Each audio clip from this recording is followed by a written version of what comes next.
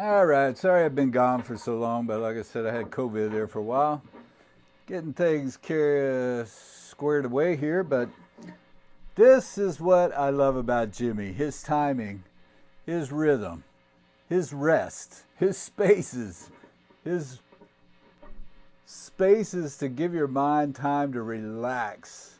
I don't see that much anymore, and it kind of drives your brain crazy after a while, just constant fast finger flailing. I don't know. I mean, it's cool, but you know, nobody did it like Jimi.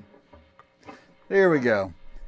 It's just very simple. It stays on the G string the whole way on this first part.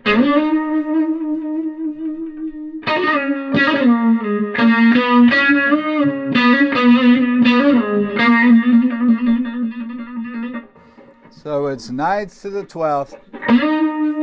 Hammer on, hammer off, and slide down to the 7th, and then hammer on to the 9th and slide down to the 4th, and then go down to the 2nd, back up to the 4th,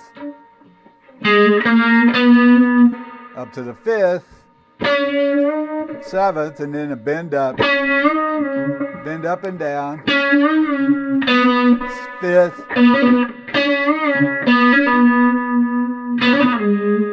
and that's a hammer on to the 7th, down to the 2nd, up to the 4th with a trill on the next fret. So it's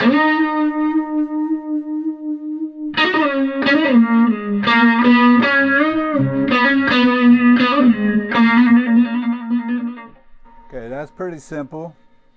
And then this is where his phrasing is so cool. And I use my ring finger, then my middle finger to get those bends. And then the 5th fret, E string.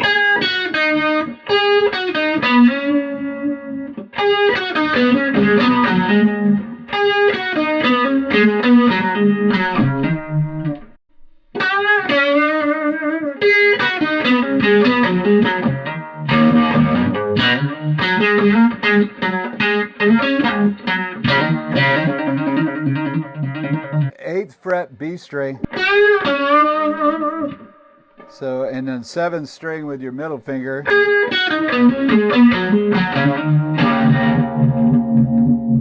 then when he hits that, he's hitting the A string on the 5th fret at the same time he's hitting the open E.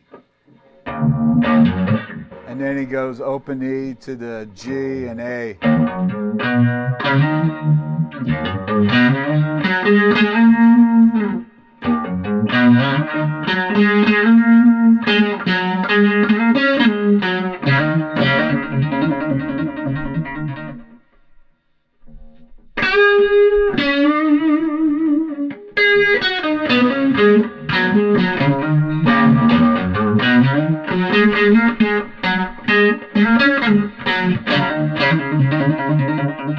There's a little hammer on there at the end. From the 5th to the 7th on the A string. Now this is where it gets pretty tricky.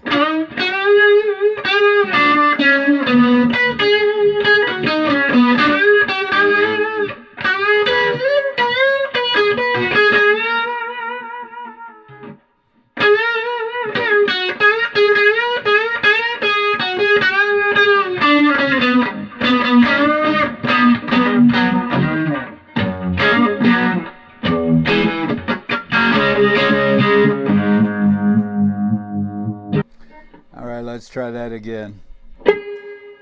5th, 8th, 5th, 5th, 7th.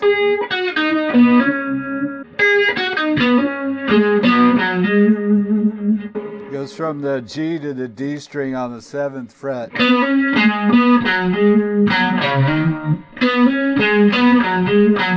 And then he jumps from on the D string from the 5th to the A string on the 5th.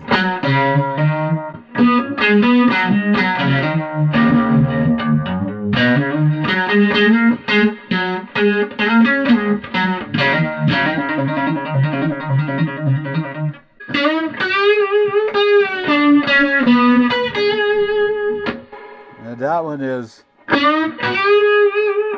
that's kind of the Jimi bend, catch the next string thing, a little bit. Not quite the way he always does it, but.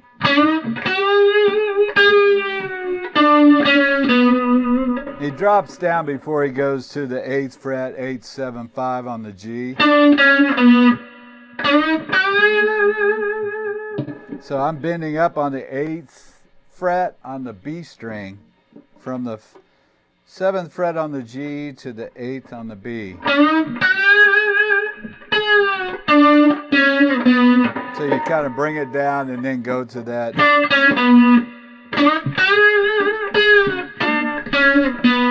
And then 8 to 5 on the E. And then 5, 8.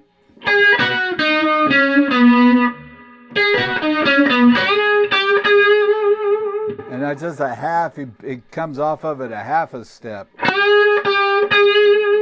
instead of a whole step.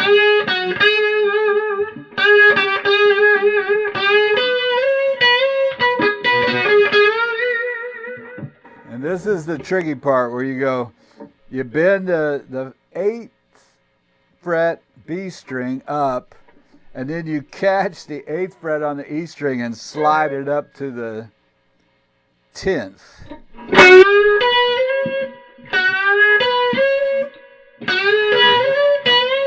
And then you go back to the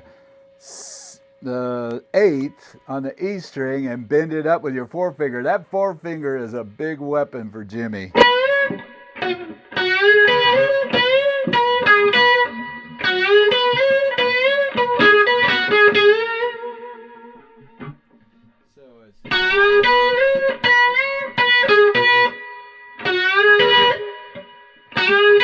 Slide, bend.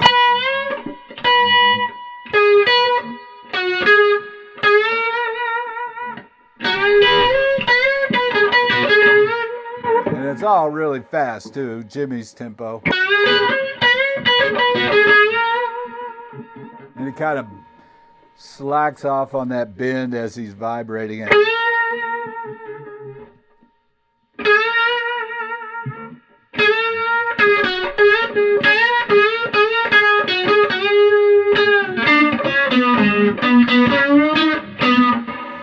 So, let's start that one over.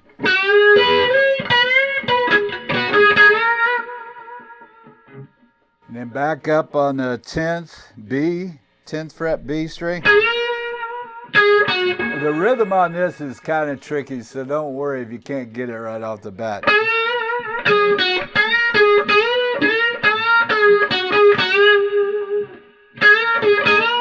The overbends a step and a half on that 10th fret, that 3rd time, I guess, or 2nd time. It goes back to the whole step bend. 1.5. Back to the 10th fret, B.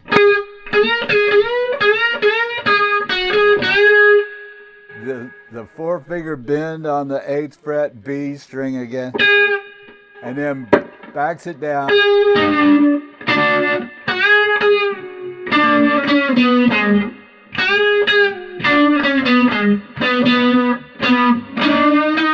And then a unison bend, so you go.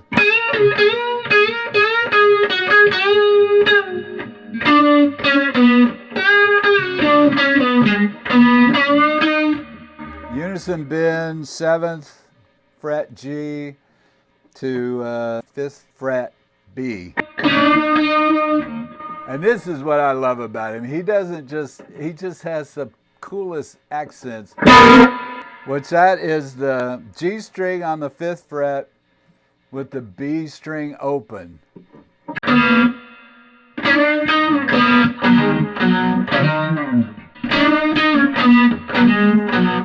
then your typical Jimi hammer from the 5th to the 7th on the D with the G 5th.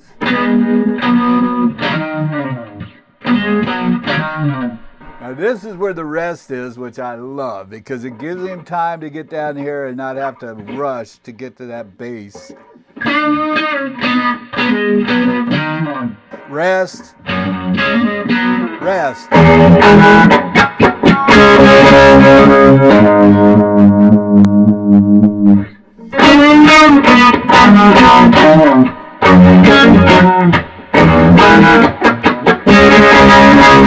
D, a D chord.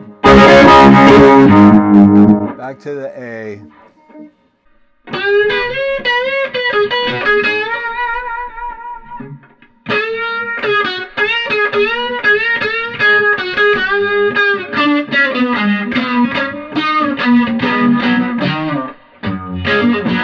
Rest.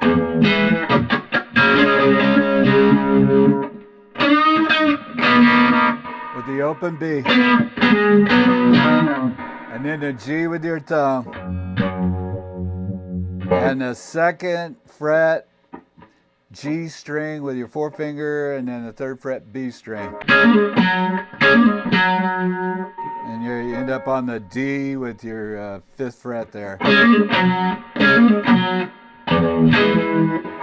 And this is an F, but it's just a F and F and A.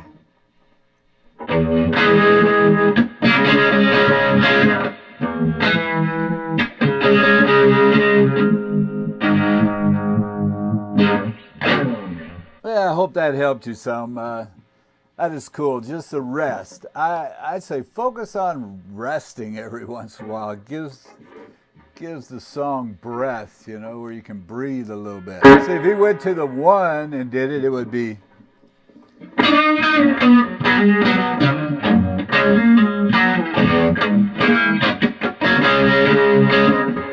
And it's harder to do, and it sounds better the other way.